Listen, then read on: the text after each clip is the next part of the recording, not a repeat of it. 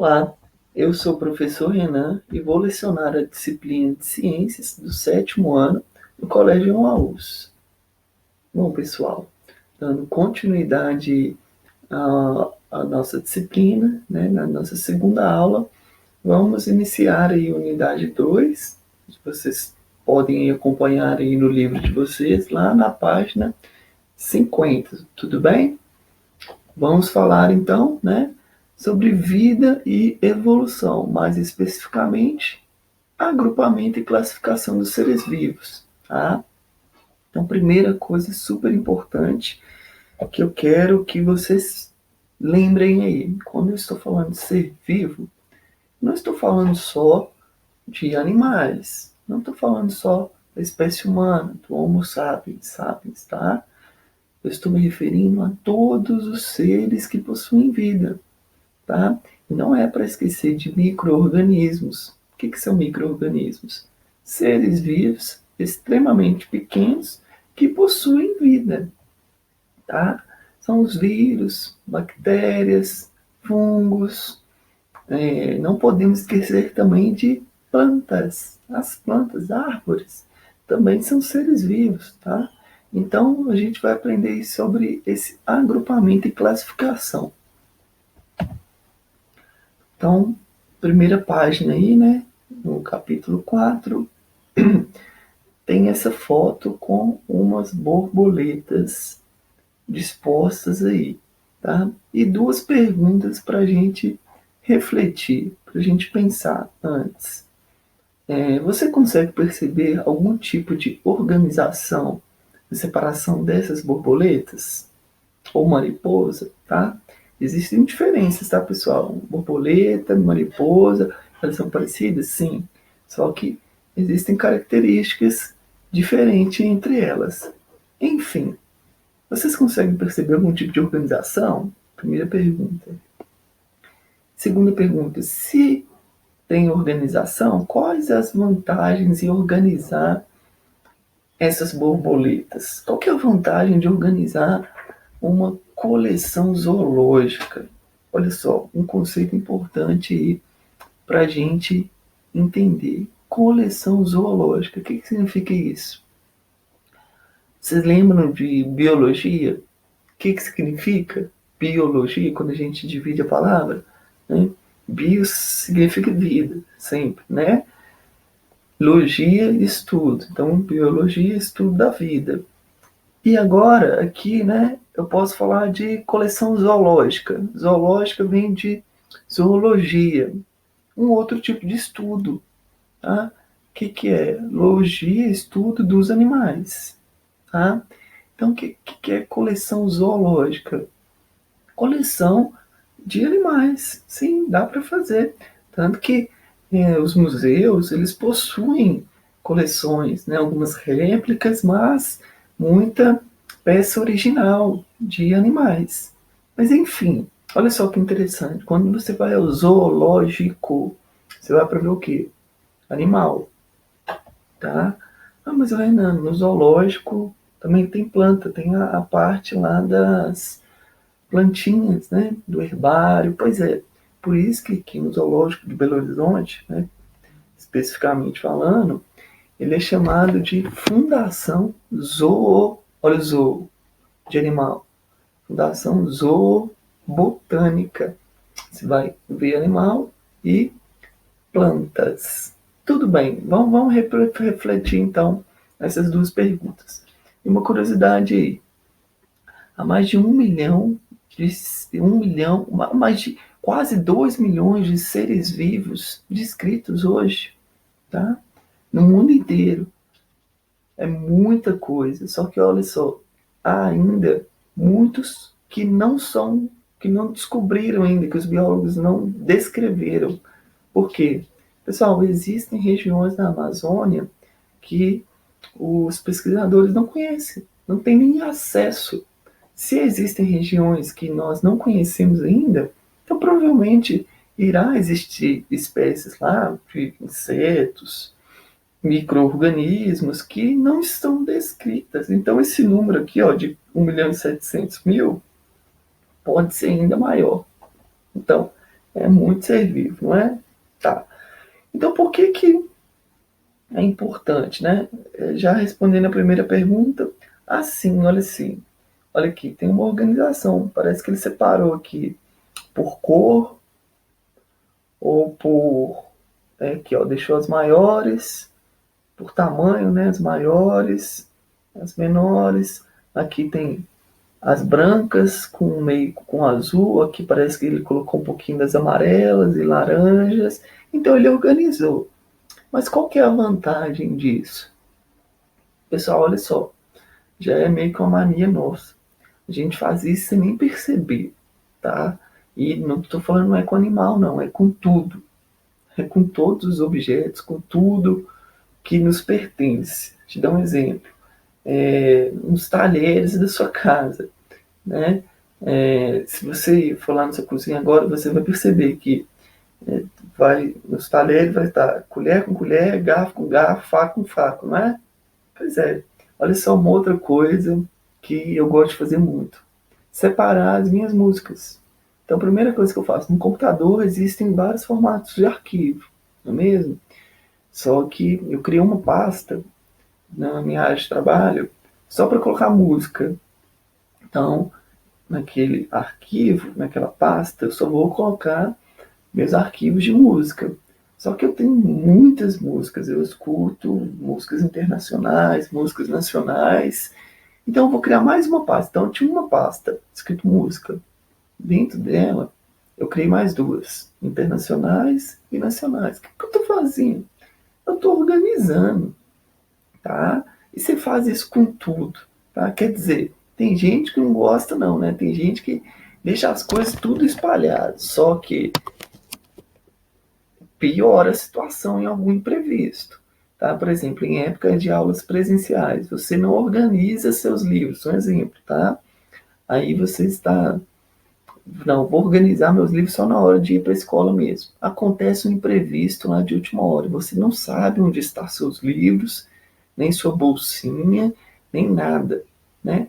A van já chegou, sua mãe tá te chamando, tá te xingando, você procurando os livros lá, os seus materiais, encontra uns pingados, um ou outro, e aí chegou atrasado na escola, né, sua mãe te xingou, esqueceu o material, olha a confusão que você foi arrumar pelo fato de não ter organizado os seus livros.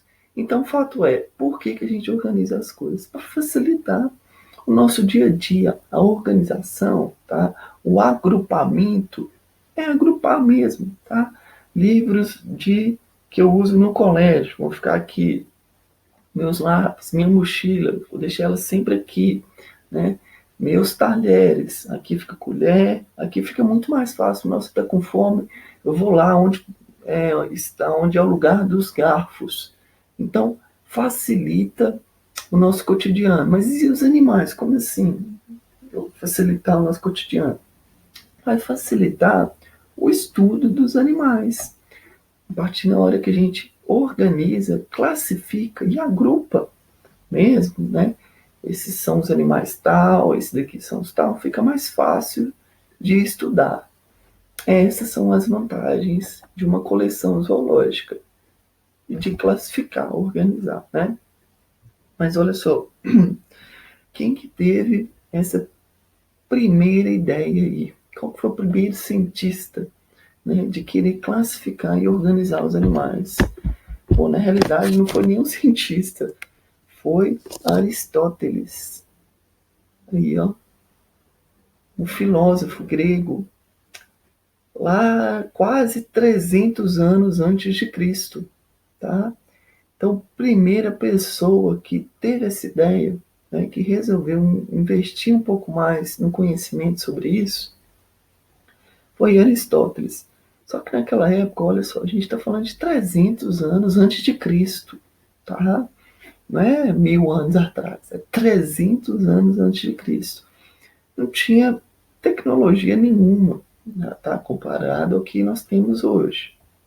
Naquela época, ele fez uma organização, uma classificação bem retrógrada, bem simples, porque não tinha muito estudo, não tinha muito referencial teórico Eles não conheciam nem a América, né? Nem sabia que existia onça pintada aqui.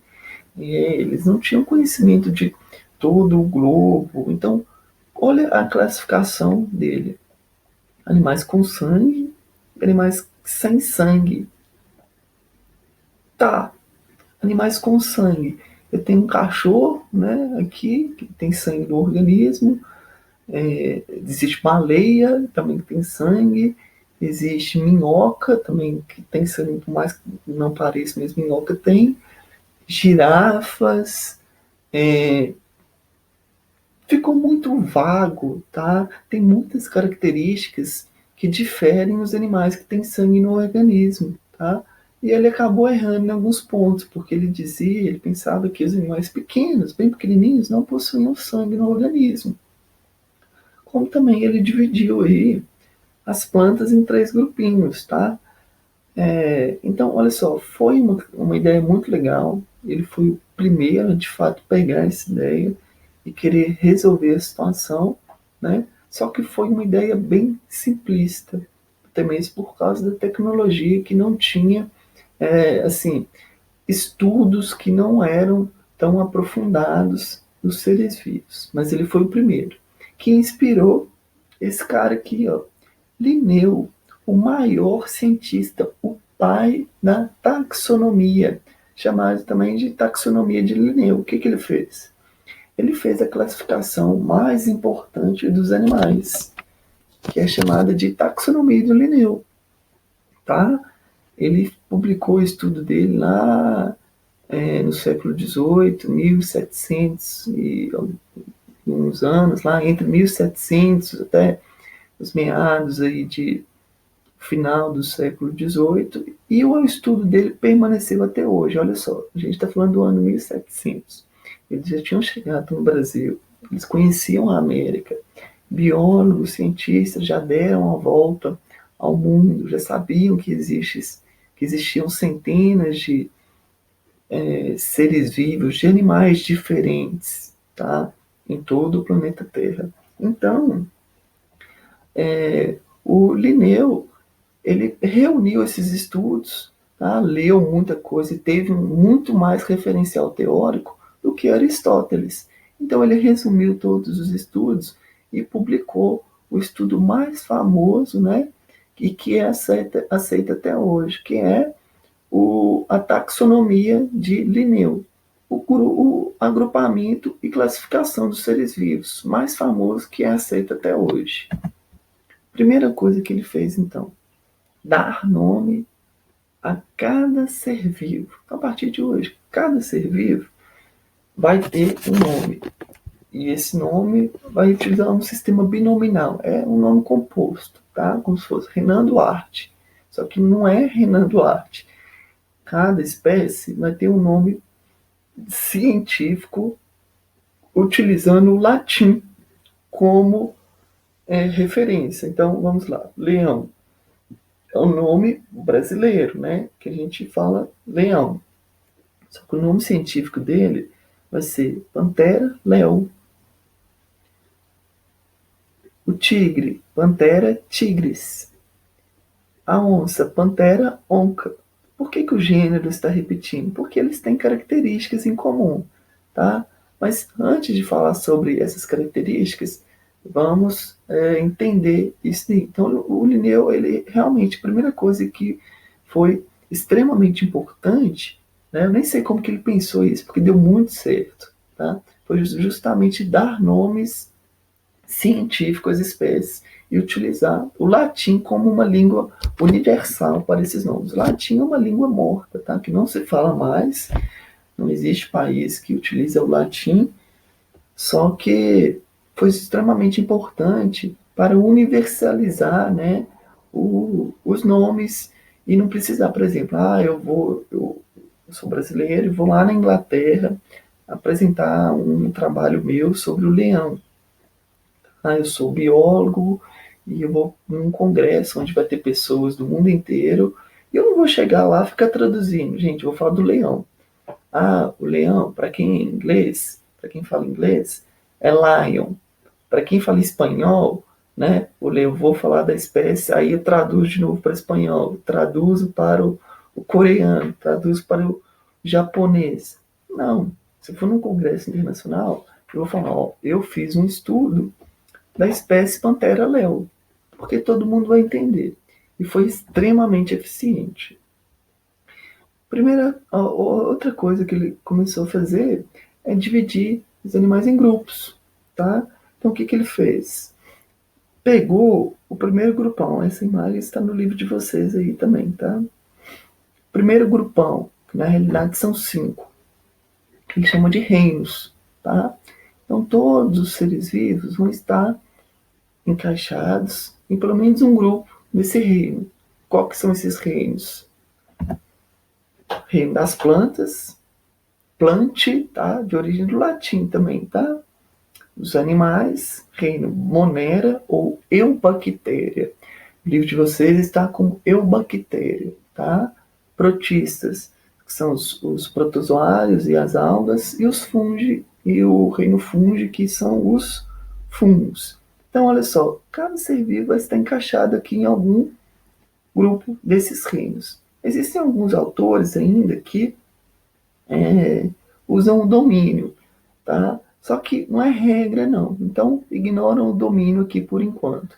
Vamos ficar só nos reinos. Então, os maiores grupões. Só que olha só, existe golfinho dos animais, reino dos animais.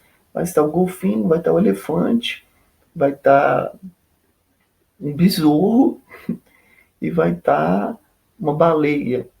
Está em muita diferença. Então, ele foi dividindo os grupos à medida que foi surgindo diferenças. Então, ele criou agora os filos, tá? Ou divisão dos reinos. Então, dos animais. Existem os animais que possuem vértebra, coluna vertebral, e animais que não possuem vértebra, que são chamados aí de protovertebrados, tá? Um outro nome para esses vertebrados aqui é chamado de filocordata. Filocordata. Mas enfim, o que vocês têm que saber? De animais, ele dividiu então entre os animais com vértebra, vertebrados, e animais sem vértebra, protovertebrados. E no reino das plantas? Briófita, pteridófita, angiosperma e gimnosperma. E a mesma coisa para os outros reinos, tá? Eu estou usando só 2 exemplos aqui. Só que olha só, ainda se os animais que possuem vértebra é o grupo que nós conhecemos, que são o quê? Peixe, réptil, ave, anfíbio e mamífero. Há muita diferença entre eles. Então, bora criar mais um grupo, que chamamos de classe. São essas 5 classes, tá? Só que olha só, se eu falar só de peixe, tubarão é peixe. E peixes também pequenininhos, há diferença entre eles. Mamíferos, existem mamíferos aquáticos e mamíferos terrestres, tá? Então, vou criar uma ordem dos mamíferos marinhos, que são chamados de cetáceos. Olha aí que bonitinho. Mamíferos marinhos. Classe mamífero, né? Dos marinhos. E a ordem dos carnívoros. Mamíferos que se alimentam de carne. Os felinos, né? Urso, os canídeos. Só que há diferença entre eles ainda. Então, o que a gente vai fazer? Criar mais um grupo dos mamíferos marinhos. Temos baleias e golfinhos. Então, vamos criar uma família para as baleias e uma família para os golfinhos. E dos carnívoros, mamíferos carnívoros. Existe a família dos gatos, felinos e os canídeos. Assim, chegamos nos nomes científicos, tá? Coloquei alguns exemplos aí, vocês podem pesquisar para saber qual animal que é. Turciopsis truncatus é um golfinho, tá? Falando só isso daí, mas pesquisem aí quais animais que eu estou falando. Para a próxima aula, então, façam a questão 1, 2 e 3 da página 59. Um grande abraço e lembre-se sempre, juntos no caminho certo.